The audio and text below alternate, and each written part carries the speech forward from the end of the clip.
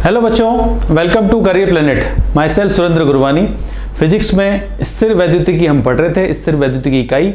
इस इकाई का पहला चैप्टर, पहला अध्याय हम खत्म कर चुके हैं। आज हम स्टार्ट करने वाले हैं अध्याय 2, विद्युत विभव एवं संधारित्र वाला। ठीक है, तो पहला चैप्टर आपने पढ़ा। आपने पहले चैप्टर में बहुत इंपॉर्टेंट चीज़ें पढ़ी। विद्युत आवेश, आवेशों के मध्य लगने वाला कूलाम का बल, फिर विद्युत क्षेत्र और विद्युत द्विध्रुव के बारे में हमने डिटेल में पढ़ा। ठीक है, तो विद्युत क्षेत्र के बाद अब इंपॉर्टेंट टॉपिक आ रहा है विद्युत विभव। तो स्टार्ट कर लेते हैं आज का चैप्टर। अध्याय 2 है विद्युत विभव। तो विद्युत विभव से शुरू करते हैं। क्या होता है विद्युत विभव?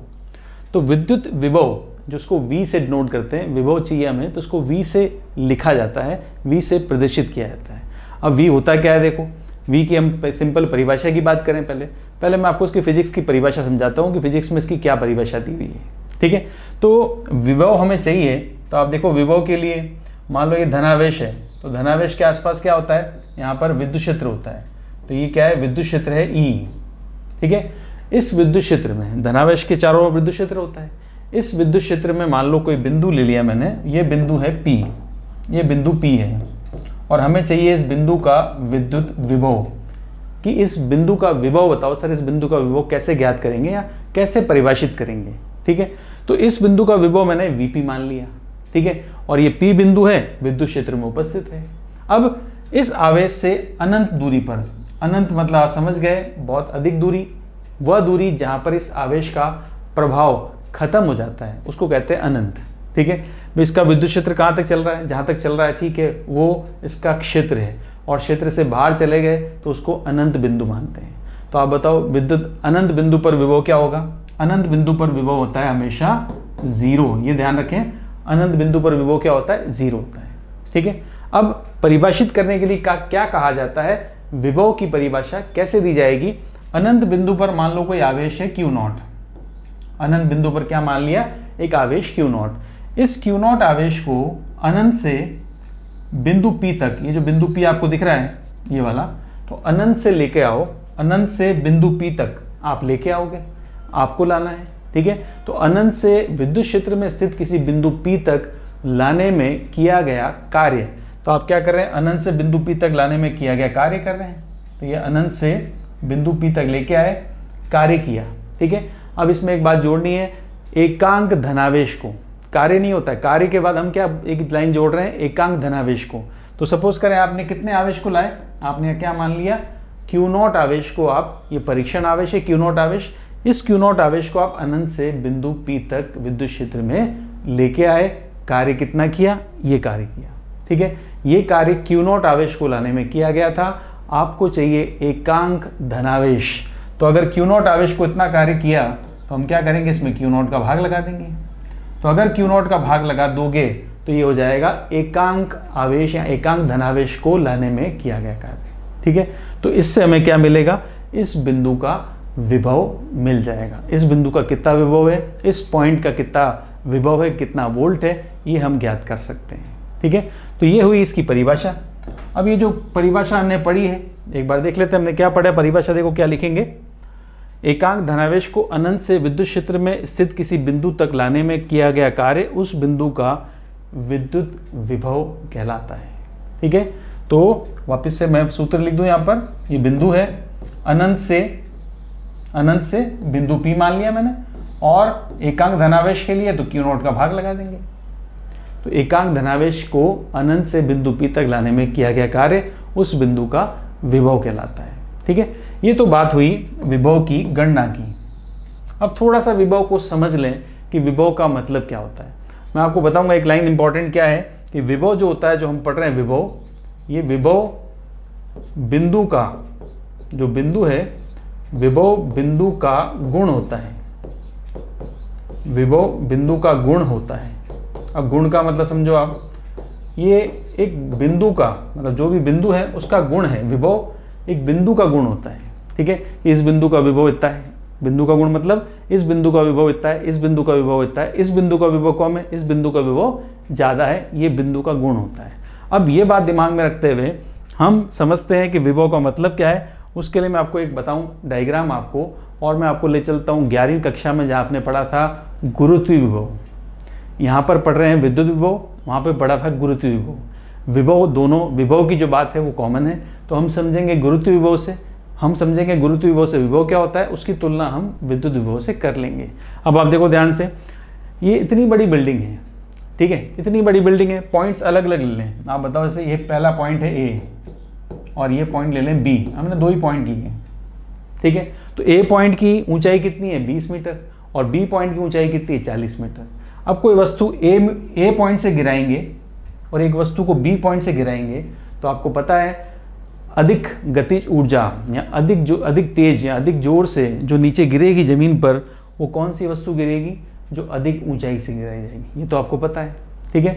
तो ये जो बिंदु है बी और ये बिंदु है ए, अब यहाँ पर तुल्य करो, रिलेट करो विभव से। मैं सिंपल लेता था, पूछूंगा आपको, आप मुझे बताएं किस बिंदु का विभव अधिक है, ठीक है। इसकी तुलना ऊर्जा से भी होती है। आप ये भी बता सकते हैं किस बिंदु पर वस्तु को रखने पर उसमें ऊर्जा ज़्यादा होगी, तो आपको समझ में आता है ए और बी, अधिक ऊंचाई वाला जो बिंदु होता है उस पर स्थित वस्तु की ऊर्जा भी ज़्यादा होती है, ठीक है। तो इसका मतलब अधिक ऊंचाई वाला बिंदु का विभव भी अधिक होता है। तो यहाँ पर हम कह सकते हैं बिंदु बी का गुरुत्व विभव बिंदु ए के गुरुत्व विभव से अधिक है, ठीक है। तो बी का विभव, हम कह सकते हैं बी का विभव ए से अधिक है। तो बात समझ में आई, विभव एक बिंदु का गुण है, इस बिंदु का विभव ज़्यादा है, इस बिंदु का विभव कम है, ये है गुरुत्व विभव, ठीक है। अब सिंपल सा मुझे बताओ, मान लो मैंने यहाँ पे लिख दिया 220 वोल्ट, एक बिंदु है जिसका विभव है, विद्युत विभव की बात करें, ये बिंदु है आपका ए और दूसरा बिंदु ले लिया मैंने बी, इसका विभव है 1200 वोल्ट। तो आपको समझ में आ गया, इस बिंदु और इस बिंदु, 2 बिंदुओं में से किसका विभव ज़्यादा है, बी बिंदु का विभव ज़्यादा है, ठीक है। अगर विभव ज़्यादा है तो आप खुद सोचो कि बिंदु ए को और बिंदु बी को, आपके पास एक मौका है कि आप बिंदु ए को भी स्पर्श कर सकते हैं, बिंदु बी को भी स्पर्श कर सकते हो, ठीक है। तो आप मुझे बताओ किस बिंदु को स्पर्श करने से आपको अधिक नुकसान होगा, जो उच्च विभव वाला होगा। अब आपको समझ में आ गया, बिंदु बी का विभव कितना है 1200, हाई वोल्टेज है, उच्च विभव है, इसका मतलब बिंदु बी पर ज़्यादा खतरा है बिंदु ए की तुलना में, ठीक है। ए पे भी खतरा तो है, मगर बी क्या है, हाई वोल्टेज है, विभव बी बिंदु का ज़्यादा है, ठीक है। तो इस बिंदु का विभव ज़्यादा है, ये बिंदु आपको अधिक विद्युत ऊर्जा देगा। जैसे आप देखो बी बिंदु यहाँ पर भी है, इस बिंदु पर रखी वस्तु से जब ये नीचे गिरेगी तो आपको अधिक ऊर्जा प्राप्त होगी। ऐसे ही इस बिंदु पर जिसका विभव आपको लिखा हुआ 1200 वोल्ट, ये आपको अत्यधिक, उससे तुलना में अधिक विद्युत ऊर्जा प्रदान करेगा, ठीक है। तो विभव मैं आपको बता रहा, विभव एक बिंदु विशेष का गुण होता है, जिसका विभव ज़्यादा, उसका मतलब उस जगह पर या उस बिंदु पर ऊर्जा ज़्यादा प्राप्त होने की उम्मीद होगी आपसे, ठीक है। विभव एक कॉमन पॉइंट है, मैं तो आपको विभव एक जनरल भाषा में भी हम काम में ले सकते हैं। विभव मतलब पोटेंशियल एक जनरल भाषा में भी काम में लिया जाता है। हम सिंपल पढ़ाते समय बच्चों को ये कहते हैं कि जो हमें दिखता है एक अच्छा बच्चा, एक टॉपर बच्चा जो बहुत अच्छा कर रहा है, बहुत अच्छा पढ़ता है, मेहनत भी करता है, उसका काम भी अच्छा है, राइटिंग भी अच्छी है, बहुत अच्छा पढ़ता है, सवाल सारे करके आता है, तो उस समय पूरी उम्मीद होती है कि इससे हमें अत्यधिक परिणाम मिलने की आशा है, ठीक है। इसका मतलब जो बच्चा अच्छा है, जो टॉपर है, वो उसका विभव मतलब उसमें कुछ करने की क्षमता है, तो हम कहते हैं उसका विभव अधिक है, ठीक है। हम कहते हैं बच्चे को कि तुम में अच्छा पोटेंशियल है, मतलब तुम में अच्छा विभव है, तुम अच्छे से अच्छा रिजल्ट दे सकते हो, ठीक है। तो विभव किसी बिंदु का, किसी मनुष्य का, किसी जगह का, किसी पॉइंट का एक गुण होता है। और यहाँ पर हम बात कर रहे हैं विद्युत विभव की, तो विद्युत विभव भी क्या है, बिंदु P का गुण है। तो जैसे मैंने आपको बताया बिंदु P का है, विद्युत क्षेत्र में उपस्थित कोई बिंदु P है, तो इस बिंदु का विभव हमें ज्ञात करना है। इस बिंदु का विभव ज्ञात करने के लिए ये इसकी भौतिक परिभाषा है कि एकांक धनावेश को अनंत से बिंदु P तक लाए, एकांक धनावेश को अनंत से बिंदु P तक लाने में किया गया कार्य क्या कहलाता है, विद्युत विभव, ठीक है।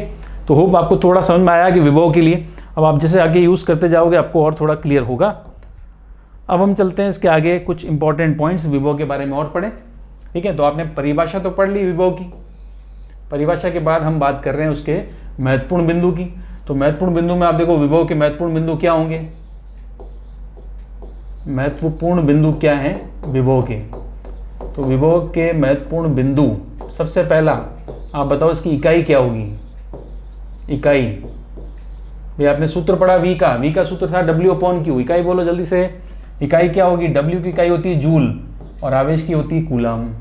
अब जूल पर कूलाम होती है, बट जूल पर कूलाम हम काम में लेते हैं। आपको पता है विद्युत विभव की इकाई होती है वोल्ट, तो हम V से काम में लेंगे। विद्युत विभव की इकाई क्या होगी? वोल्ट, तो विभव V से लिखेंगे। ठीक है, सेकंड देखो, इकाई होगी वोल्ट। अब बताओ इसका वीमा सूत्र, वीमा सूत्र क्या है? वीमा सूत्र वही, अगर हमें भौतिक सूत्र पता है तो वीमा सूत्र निकाल सकते हैं। चलो भाई निकाल लेते हैं। विभव का भौतिक सूत्र था W/Q, सही है, सूत्र लिखा। अब W मतलब कार्य मतलब ऊर्जा, तो ऊर्जा का वीमा सूत्र तो पता ही है आपको। बोलो ऊर्जा का वीमा सूत्र, कुछ अगर वीमा सूत्र डायरेक्ट याद कर लोगे तो कोई दिक्कत नहीं है। M1L2T-2, ये है ऊर्जा का वीमा सूत्र। और आवेश का होता है A1T1, सबको पता है आवेश का A1T1। डिवाइड कर लिया और विभव का वीमा सूत्र हमने प्राप्त कर लिया। बताओ M1 फिर L2, T बोलो, T की घात, T की विमा -3 और A की विमा -1, तो ये हो गया विभव का विमा सूत्र। ठीक है, इकाई होगी, विमा सूत्र हो गया। बताओ थर्ड पॉइंट, बताओ कैसी राशि है विभव? कैसी राशि होती है? अदिश की सदिश। अब विभव चूंकि ऊर्जा से प्राप्त हो रही है तो हमें पता है अच्छे से ऊर्जा कैसी राशि है? अदिश, तो विभव भी कैसी राशि होगी? अदिश राशि है। ठीक है, अदिश राशि, राइट। तो विभव एक अदिश राशि है, ये इसके गुण हो गए। चौथा पॉइंट देखो, जबकि आपको पता है विभव बराबर W/Q है, तो क्या हम कार्य निकाल सकते हैं? ये सूत्र हमें आगे काम में लेना है। V बराबर W/Q है, तो W बराबर क्या होगा? Q into V। W बराबर क्या होगा? Q into V। विभव बराबर W/Q है, तो W बराबर क्या होगा? Q into V। ये भी हम कार्य के लिए सूत्र काम में लेंगे, तो ये भी एक इंपॉर्टेंट सूत्र बनेगा। ठीक है, तो विभव की परिभाषा हमने पढ़ ली। एकांक धनावेश को अनंत से बिंदु P तक, विद्युत क्षेत्र में स्थित बिंदु P तक लाने में किया गया कार्य विभव कहलाता है। ये भौतिक परिभाषा है इसकी, और इसी से हम सारी राशियां, इसी से हम गणना करेंगे विभव के मान की। ठीक है, तो चलो कर लेते हैं। सबसे पहला विभव जो हम ज्ञात करने वाले हैं परिभाषा के बाद, वो है बिंदु आवेश के कारण। कौन सा आवेश? सबसे पहले बिंदु आवेश ही पढ़ते हैं भाई। बिंदु आवेश के कारण विद्युत विभव, बिंदु आवेश के कारण विद्युत विभव। हमें चाहिए विद्युत विभव, वो भी किसके कारण? बिंदु आवेश के कारण। अब भाई बिंदु आवेश अगर है तो कितना विभव देगा वो हम निकालते हैं और उसको डिराइव करते हैं। ठीक है, डिराइव करते हुए हमें और अच्छे समझ में आएगा, डेरिवेशन से हमें अच्छे समझ में आएगा कि विभव की गणना कैसे होगी। परिभाषा हम पढ़ चुके हैं, राइट। अब देखो, सबसे पहले बिंदु आवेश मैंने मान लिया, यह है बिंदु आवेश Q, ये बिंदु आवेश है Q। ठीक है, इससे r दूरी पर कोई बिंदु, मैंने बिंदु आवेश तो है इसी, और ये बिंदु है जहां का विभव हमें ज्ञात करना है। तो r दूरी पर एक बिंदु P उपस्थित है जिसका विभव हमें ज्ञात करना है। हमें क्या करना है? Vp का मान ज्ञात करना है। ठीक है, और परिभाषा जो हमने पढ़ी थी वो परिभाषा के अनुसार हम यहाँ पर मान निकालेंगे। अब हम बात कर रहे हैं आगे, तो r दूरी पर बिंदु P है। इससे आगे चलें तो हम बात कर रहे हैं, देखो एक बिंदु लिया हमने, इससे x दूरी पर मैंने बिंदु लिया, यहाँ पर आवेश रख दिया Q0। x दूरी पर एक आवेश रखा Q0, इसको बोलते हैं परीक्षण आवेश। परीक्षण मतलब केवल ये एकांक धनावेश के लिए भाग लगाने के लिए आया है, ये खुद का विद्युत क्षेत्र उत्पन्न नहीं करता, इसलिए इसको बोलते हैं परीक्षण आवेश। और ये वाला आवेश कौन सा है? इसको बोलते हैं स्रोत आवेश। इस सारा जो विभव का स्रोत है वो यही है। विभव कौन उत्पन्न कर रहा है? ये वाला आवेश, ये Q विभव उत्पन्न कर रहा है। Q0 हमेशा कहलाता है परीक्षण आवेश। ठीक है, जो केवल गणना करने के लिए काम आता है, राइट। अब ये Q0 है, ये x दूरी पर Q0 है, तो ये मैंने मान लिया बिंदु आपके पास A है। ठीक है, अब इस बिंदु पर ये Q0 आवेश रखा हुआ है, तो आप मुझे बता सकते हो Q0 पर लगने वाला बल क्या होगा? Q0 पर विद्युत बल Q0 पर क्या लगेगा? तो बल तो हम पढ़ चुके हैं भाई पहले पार्ट में। कूलाम का बल तो सबसे इंपॉर्टेंट पॉइंट था, इंपॉर्टेंट नियम था, कूलाम का नियम, कूलाम का बल। वो सूत्र हम यहाँ पर लगाएंगे और बल का मान लिखेंगे।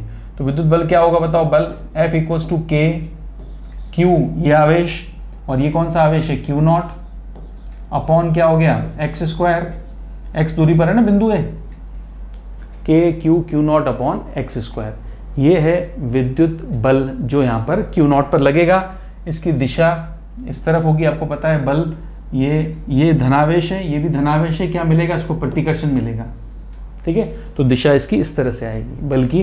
तो ये जो दिशा मैंने मानी है इसको मैं आर कैप मान लेता हूँ, ये दिशा लिख दी आर कैप, ठीक है। तो ये लग रहा है विद्युत बल क्यू नॉट आवेश पे लगता है, राइट। अब देखो इधर, अब हमने परिभाषा में क्या पढ़ा था, हमने परिभाषा में पढ़ा था कि एकांक धनावेश को अनंत से बिंदु P तक लाने में किया गया कार्य।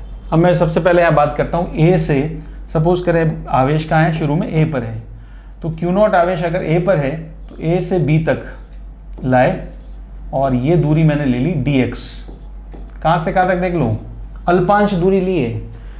थोड़ा सा शिफ्ट कर रहे हैं, पहले थोड़ा करेंगे, थोड़ा थोड़ा करके हम पूरा लिमिट्स लगा के, सीमा लगा के अनंत से लेकर आर तक ले लेंगे। भाई अनंत से लेकर आर तक की गणना तो अपन करने से रहे, हम कैसे करेंगे, अनंत पे लेके कौन जाएगा, वहाँ से लेके आएंगे तो गणना कैसे होगी। हमारे पास अच्छा विधि है समाकलन विधि, समाकलन से अल्प कार्य, छोटे छोटे कार्य को जोड़ा जाता है।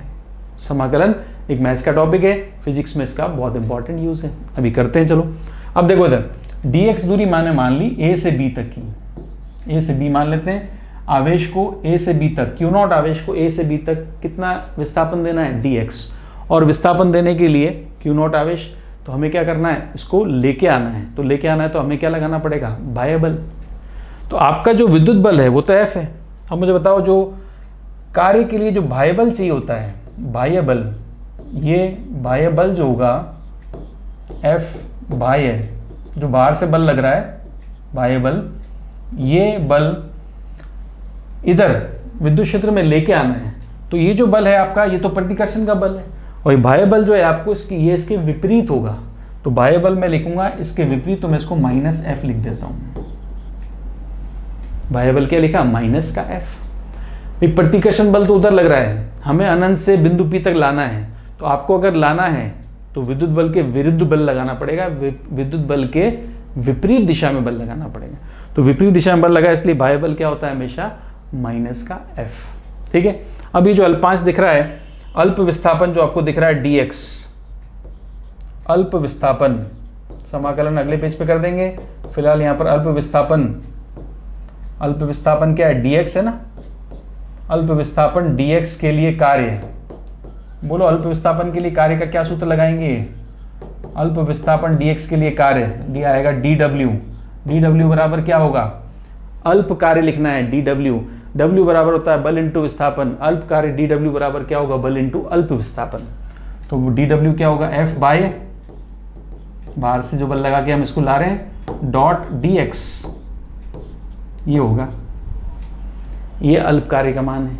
तो जो अल्प विस्थापन dx से a से b, अल्प विस्थापन dx आपको दिख रहा है a to b, a से b, ठीक है। अल्प विस्थापन dx के लिए कार्य क्या होगा, dw, बल इंटू विस्थापन। बल इंटू विस्थापन सूत्र होता है कार्य का, 11वीं से पढ़ते आ रहे हैं, तो बल इंटू विस्थापन आ गया, ठीक है। अब देखो ध्यान से आगे, अगर ये बल इंटू विस्थापन है हमारे पास, बल इंटू विस्थापन, तो अल्प कार्य की वापस बात करूं मैं, dw शुरू कर रहा हूं। dw बराबर क्या लिखा मैंने, लास्ट पेज पे लिखा था F बाय डॉट dx, ये लिखा। और आपको पता है चूंकि बाह्य बल जो होता है,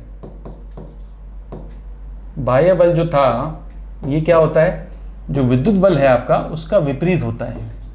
तो मैं यहां पर dw बराबर क्या लिख दूंगा, माइनस का F dx, ठीक है। तो dw अल्प विस्थापन का जो कार्य होगा वो होगा माइनस का F dx। अब ये अल्प विस्थापन का कार्य है, अब मुझे चाहिए कुल कार्य, कुल कार्य कहां से कहां तक, अनंत से बिंदु P तक। कुल कार्य मैं लिख देता हूं, अनंत से बिंदु P तक, यही तो था परिभाषा के अनुसार, ये तो पढ़ा था हमने कि अनंत से बिंदु P तक लाने में किया गया कार्य। तो कुल कार्य में लिख दिया w कैसे लिखूंगा, यहाँ पे dw लिख दिया, भाई dw अल्प कार्य था, कुल कार्य चाहिए, समाकलन करेंगे, और समाकलन में लिमिट्स लगाएंगे अनंत से लेकर r तक। बिंदु P की दूरी क्या है, r है, ठीक है। तो ये कुल कार्य आया हमारे पास, कुल कार्य अनंत से लेकर r तक, ठीक है। तो ये w आ गया। अब कुल कार्य निकाल दिया, कार्य का समाकलन कर देंगे। अब हमें क्या चाहिए, हमें तो चाहिए विभव। तो बताओ विद्युत विभव की क्या परिभाषा थी। अब बताओ परिभाषा यहाँ काम आएगी। विद्युत विभव की परिभाषा, विद्युत विभव क्या कहलाता है, विद्युत विभव बिंदु P का विभव, ठीक है, ये कार्य किया गया कार्य कुल कार्य बटा Q0, ठीक है। ये जो अनंत से बिंदु P तक का कार्य है ना, अनंत से लेकर बिंदु P तक का कार्य हो गया, ये अनंत से लेकर बिंदु P तक का कार्य हो गया, बटा Q0। एकांक धनावेश में किया गया कार्य क्या कहलाता है, विभव।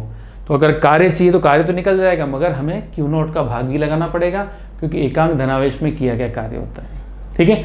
तो अब देखो यहाँ पर ये विभव की परिभाषा है, कार्य का मान ये रहा, तो हम आराम से विभव निकाल सकते हैं। Vp क्या करना पड़ेगा, समाकलन dw अनंत से लेकर r तक और Q0 का भाग लगाना पड़ेगा, ठीक है। और dw का मान यहाँ से, ये समीकरण नंबर 2, बल का मान मैं पहले लिख चुका हूँ, ये रहा बल का मान समीकरण नंबर 1। समीकरण 1 से बल का मान लेंगे, समीकरण 2 से क्या करेंगे, अल्प कार्य का मान लेंगे। और इस समीकरण, ये जो समीकरण 3 है आपकी, इसको हल करना है, इसलिए तो यहाँ पर तीसरे समीकरण को हल करेंगे तो हमें क्या मिलेगा, बिंदु P के विभव का मान, ठीक है। तो यहाँ तक समझ में आ रहा है। अब क्या करें, लास्ट समाकलन कर दें। समाकलन में मैं डायरेक्ट बताता हूँ, समाकलन क्या करेंगे। देखो हमें चाहिए बिंदु P का विभव, तो बिंदु P का विभव क्या हो गया, बिंदु P का विभव चाहिए, ठीक है। हमने क्या लिखा, समाकलन अनंत से लेकर r तक बटा Q0, ठीक है। और कार्य का मान आपको पता है, कार्य का मान क्या लिखा था, f dx माइनस का बटा Q0, ठीक है। तो ये आ गया। अब बल का मान चूंकि समीकरण 1 से रखना है, तो समीकरण 1 से बल का मान रख देते हैं, माइनस Q0 बाहर ले लो कॉमन, और समाकलन बल का मान क्या था, Q0 अपॉन x², और यहाँ पे क्या आ गया, dx, ठीक है। और सीमाएं क्या लगानी है वो तो आपको पता ही है, अनंत से लेकर r तक। यहाँ से इसको हल करेंगे तो बिंदु P का विभव, बिंदु आवेश के कारण बिंदु P पर विभव हमें ज्ञात होगा। तो लास्ट देख लो, जल्दी से खत्म कर लें इसको। Q0 से Q0 काट दो, माइनस बाहर है, KQ कॉमन ले लो, 1/x² का समाकलन कर दो, ठीक है। 1/x² का समाकलन मैथ्स वाले कर सकते हैं, बायो वालों को मैं डायरेक्ट बताता हूँ कि 1/x² का समाकलन क्या होता है। 1/x² का समाकलन सीधा याद कर लें, माइनस 1/x होता है अनंत से लेकर r तक, ठीक है। तो माइनस 1/x रखा, अनंत से लेकर r तक, माइनस कॉमन ले लो, माइनस कॉमन ले लिया तो ये प्लस का हो गया, KQ हो गया, और सीमाएं आ जाएगी, उच्च सीमा है 1/r, निम्न सीमा है अनंत, और 1/अनंत आपको पता है 0 होता है। तो बिंदु P का जो विभव आएगा लास्ट, वो देख रहे हो आप, बिंदु P का विभव Vp KQ बचा r बचा 1/अनंत, तो 0 होता है। तो बिंदु P का विभव देख रहे हो KQ/r, ये 0 हो गया, तो Vp बराबर आ जाएगा KQ/r।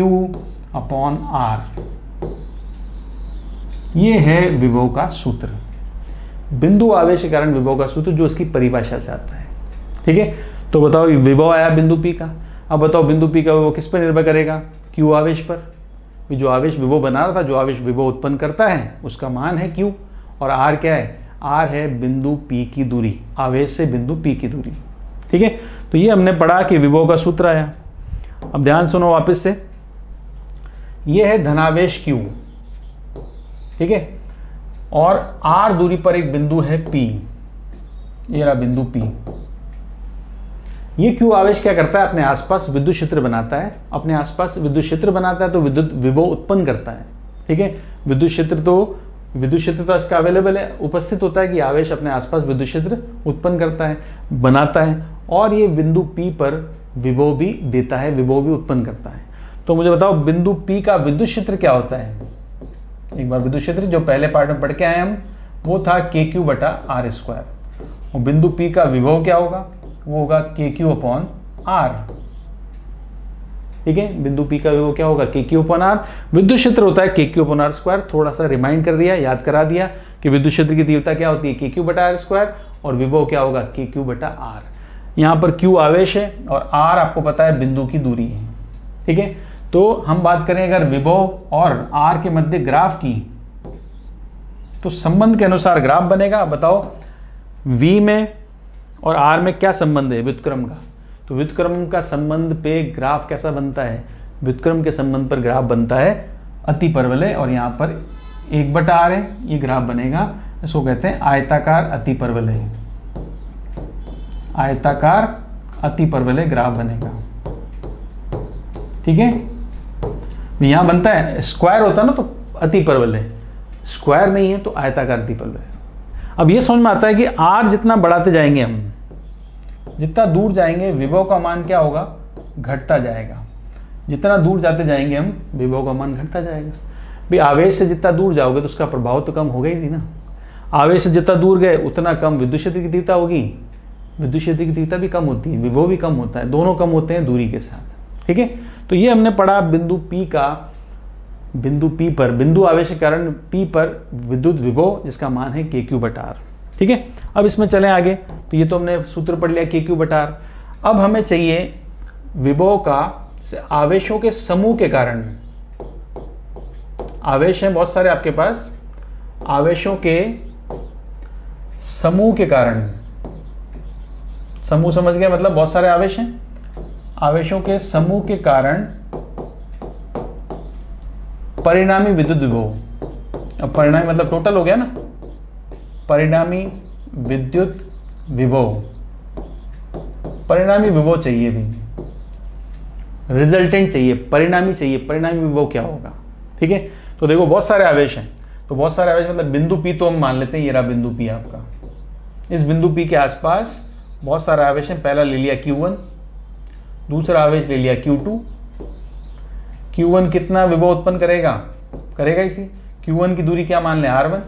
Q2 की दूरी मान लेता हूँ R2। इसी तरह से R3 दूरी पर क्या है? Q3 है। तो आवेशों का समूह है, तो मतलब बहुत सारे आवेश हैं। 3 मैंने बना लिए, 4 हो सकते हैं, 5 हो सकते हैं, 6 हो सकते हैं, 8 हो सकते हैं, 10 हो सकते हैं, कितने ही हो सकते हैं। तो ये मैंने n मान लिए, ठीक है।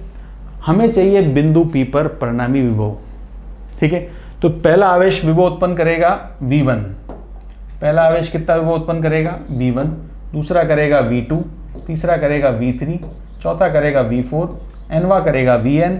हमें चाहिए बिंदु P पर परिणामी विभव, ठीक है। अब सारे विभव लिख दूंगा, क्योंकि परिणामी चाहिए मतलब सबको जोड़ना है।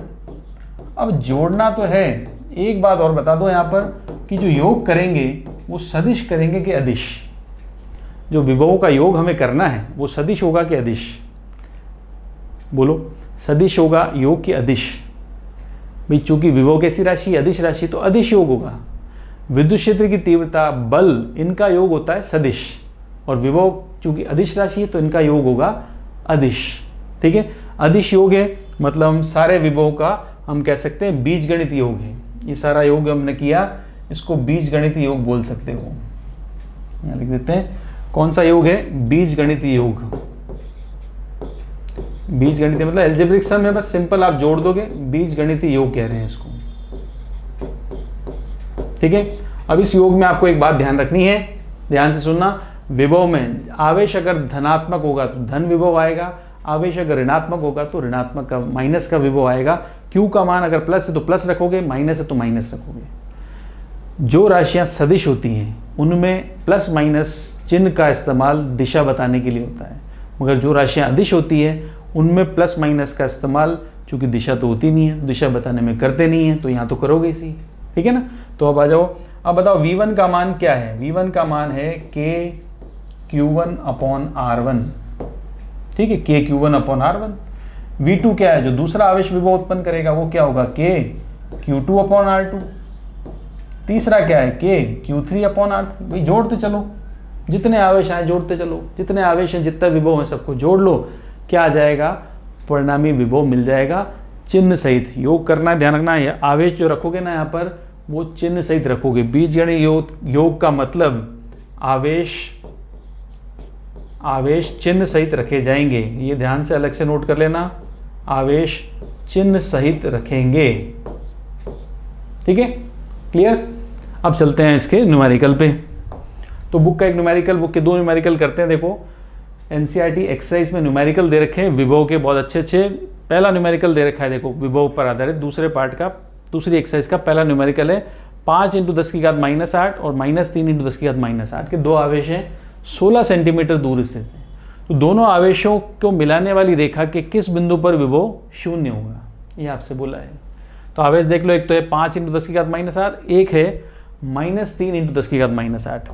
देख लो भाई, तो एक आवेश दे दिया आपको +5 × 10⁻⁸, ये कूलम का पहला आवेश है। 16 सेंटीमीटर दूर, 16 सेंटीमीटर दूर एक और आवेश है, वो है -3 × 10⁻⁸ कूलम का। ठीक है, तो भाई हमें क्या निकालना है, हमें उस दोनों को मिलाने वाली रेखा पर उस बिंदु का पता करना है जहां पर विभव क्या है, 0 है। तो मान लेते हैं भी, हम मान लेते हैं ये पहला, ये दूसरा, दो आवेश है ना। तो मान लेते हैं पहले आवेश से x दूरी पर कोई बिंदु है, यहां पर ये बिंदु P है।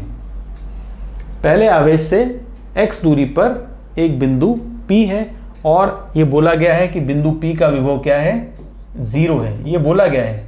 तो आप x का मान ज्ञात करो, x का मान ज्ञात करो। यदि बिंदु P का विभव 0 है तो बिंदु P पर विभव नहीं लिख सकते क्या हम? बिंदु P पर विभव लिख सकते हैं। कैसे लिखेंगे? क्योंकि बिंदु P पर कितने विभव हैं, 2 हैं। पहला आवेश खुद का विभव देगा V1, दूसरा आवेश भी खुद का विभव उत्पन्न करेगा, वो होगा V2। तो Vp का जो है P बिंदु पर जो विभव होगा वो दोनों विभवों का योग होगा, और ये दोनों का हमें पता है कि योग जो टोटल विभव आएगा वो 0 आएगा। ठीक है भी, तो V1 रखें।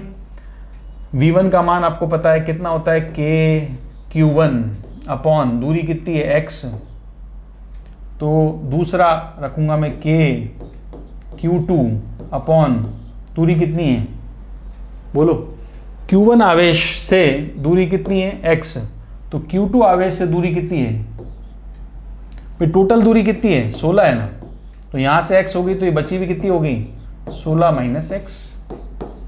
ठीक है, तो दूसरा आवेश से दूरी क्या हो जाएगी, 16 - x। टोटल विभव क्या है, 0 है। अब यहां पर आवेशों के मान रखते हैं।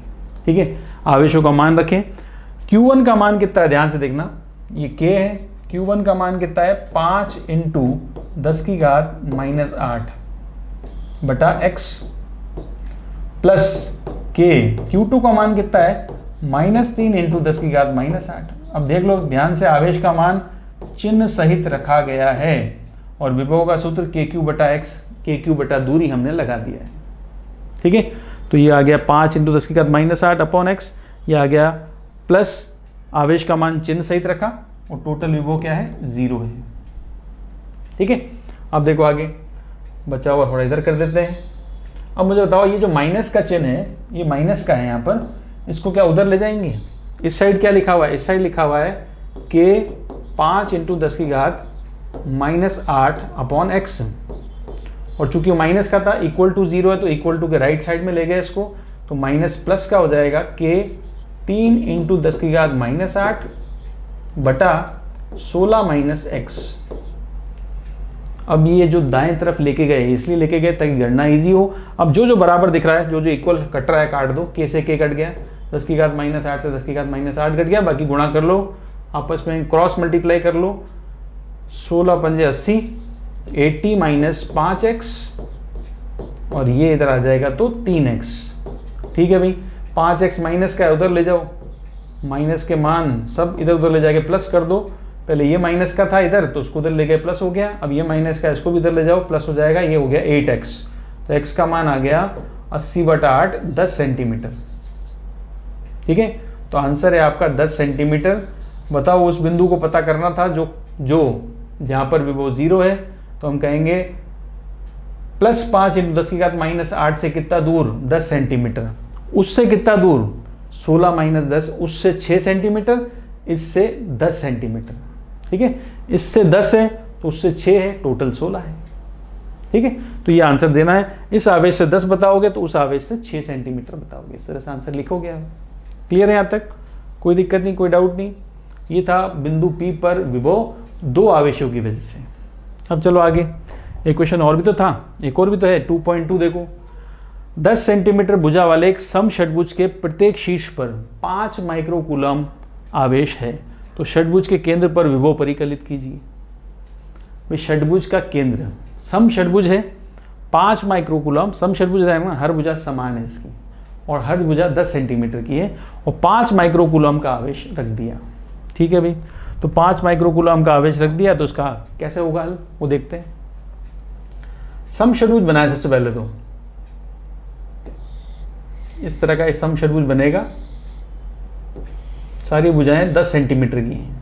ठीक है, और सभी कोनों पर आवेश रख दिया 5 माइक्रोकूलम। तो मैं तो पहले इसको ऐसे कर देता हूँ, मैंने क्यू मान लिया। चलो अब सब जगह 5 माइक्रोकूलम है, मैंने क्यू मान लिया। तो आप बताओ क्यू का मान कितना दिया है? क्यू का मान दे दिया 5 माइक्रोकूलम, ये रख लेंगे बाद में। और भुजा जो दी है वो 10 सेंटीमीटर दी है, जो ए भुजा होती है ये 10 सेंटीमीटर है। ठीक है, हमें कहाँ पर विभव निकालना है? हमें निकालना है केंद्र पर। तो केंद्र बिंदु बीच में आ गया, इसको भी मैं पी मान लूँ। अब मुझे बताओ कितने हैं? 1 2 3 4 5 और 6 बिंदु आवेश हैं, षट्भुज के कोनों पर रखे हैं और केंद्र पर विभव निकालना है। तो आपको पता है केंद्र बिंदु P मान लिया, तो बिंदु P का विभव जो हमें चाहिए, बिंदु P का विभव, ये सारे विभवों को जोड़ना पड़ेगा V1 V2 V6 तक। सारे आवेशों का जो विभव है उन सबको जोड़ना है, जोड़ लेंगे भाई। मगर जोड़ने के लिए हमें क्या चाहिए? Q का मान चाहिए, वो तो है। अब आवेश से बिंदु की दूरी चाहिए केंद्र की, ये दूरी हमें चाहिए R जो चाहिए। ठीक है, ये दूरी कितनी होगी? भुजा तो दे रखी है आपको ए, मगर ये दूरी कितनी होगी ये हमें निकालनी पड़ेगी ना। दूरी कितनी होगी? ये वाली जो केंद्र आपने लिया है, बिंदु P है, तो ये दूरी बताओ, इस आवेश से दूरी, इस आवेश से दूरी, इस आवेश से दूरी, सारी दूरियां बराबर होंगी, ये सारी दूरियां बराबर हैं। और ये सब दूरी क्या है? R है। ये R का मान दिया नहीं, हमें निकालना है। तो R का मान क्या सोचे हम, कैसे निकालें? चूंकि आपको पता है सम षट्भुज है, सारी भुजाएं बराबर हैं, तो ठीक है। फिर दूसरा आपको पता है ये टोटल कोण जो होता है सम षट्भुज में 120 डिग्री होता है। तो अगर ये 120 डिग्री है तो मुझे बताओ यहाँ पर कोण कितना है? ये इस त्रिभुज का कोण कितना होगा? 60 डिग्री। इसका भी कोण क्या होगा? 60 डिग्री। ये भी क्या होगा? 60 डिग्री। तो बताओ आप कौन सा त्रिभुज बन रहा है अंदर? समबाहु त्रिभुज बन रहा है। ठीक है, समबाहु त्रिभुज बनेगा तो ये भुजा अगर ए है तो ये भी क्या होगी? ए, और ये भी क्या होगी? ए। क्लियर है? इसका मतलब कोने से केंद्र की जो दूरी होगी वो भुजा के समान होगी। राइट, तो ए का मान तो 10 है, तो हम कह सकते हैं जो आर हमें चाहिए था वो आर का मान भी क्या है? 10 सेंटीमीटर है। ठीक है, अब सब आवेश बराबर है, सब आवेशों से दूरी बराबर है, तो एक विभव का मान अगर मैं रखूं KQ/R तो दूसरे विभव का मान भी KQ/R, तीसरे का भी KQ/R, तो टोटल कितने हैं? 6। तो मैं 6 से गुणा भी तो कर सकता हूं। मैं KQ/R 6 बार लिखूं तो मैं 6 गुणा KQ/R लिख दूंगा। ठीक है, क्लियर है? अब मुझे मिल गया सूत्र, क्या है? 6 KQ/R, और R का मान A हमने निकाल लिया क्योंकि समबाहु त्रिभुज बन रहा है। तो फिर अब क्या है? अब तो आराम से मान रख के मान निकाल सकते हैं। बोलो 6, K का मान 9 × 10⁻9, Q का मान 5 माइक्रो, माइक्रो मतलब 10⁻12 नहीं -6। ठीक है, माइक्रो मतलब -6, नैनो मतलब -9, पिको मतलब -12 अपॉन R कितना? 10 सेंटीमीटर। 10 सेंटीमीटर मतलब 10 इंटू, सेंटीमीटर को मीटर में बदलना है, 10 × 10⁻2 मीटर हो गया। मीटर में बदलना जरूरी है क्योंकि के जब नियतांक हमने लिया वो स्टैंडर्ड मतलब नियत, जब हम कह सकते हैं अंतर्राष्ट्रीय पद्धति में है तो बाकी सब भी मान उसी पद्धति में होने चाहिए।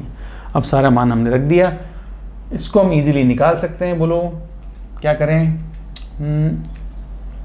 ये हो गया आपका 9655 आवेश हो गया, 6 गुना हो गया, 9 × 5 = 45 हो गया, 45 × 6 कर लेंगे आराम से। और ये 0 देख लो पहले, ये 1 0 तो कम कर दो, चलो ये तो -1 हो गया। -1 से -6 काट दो तो -5 हो गया। अब -5 को 9 से 10⁻9 है तो 10⁻4 बचेगा बस। ठीक है, तो 10⁻4 से हम गुणा कर लेंगे आराम से, 10⁻4 निकल जाएगा। फिर बचा क्या हमारे पास? 6 गुना 9 गुना और 5 करना है। ठीक है, तो 9 × 5 = 45 होता ही है, आपको पता है। तो 45 × 6 कर दें तो ये 270 आ जाता है। तो 270 × 10⁻4 तो केंद्र बिंदु का विभव जो P हमने मान लिया, इस P बिंदु का विभव कितना है 270 इंटू 4 वोल्ट, 270 इंटू 4 वोल्ट। ठीक है, ये आंसर आता है इसका। चेक कर लेना आंसर, मिस्टेक डेटा में कोई मिस्टेक हो, 5 माइक्रोकूलम 10 सेंटीमीटर ये दे रखा है बस, तो ये आंसर आया इसका 270 इंटू 4 वोल्ट। ठीक है, तो विद्युत विभव की शुरुआत हमने की है आज, सेकेंड चैप्टर हमने शुरू किया है। नेक्स्ट वीडियो में इसको आगे कंटिन्यू करेंगे। अगर आप चैनल पर फर्स्ट टाइम विजिट कर रहे हैं तो सब्सक्राइब जरूर करें और अपने फ्रेंड्स के साथ शेयर जरूर करें। ठीक है, हमारे ऐसे वीडियो आते रहेंगे। हम पहला चैप्टर हमने कंप्लीट किया, ये हमारा दूसरा चैप्टर स्टार्ट हो गया। ठीक है, तो मिलते हैं नेक्स्ट लेक्चर में। Till then good bye.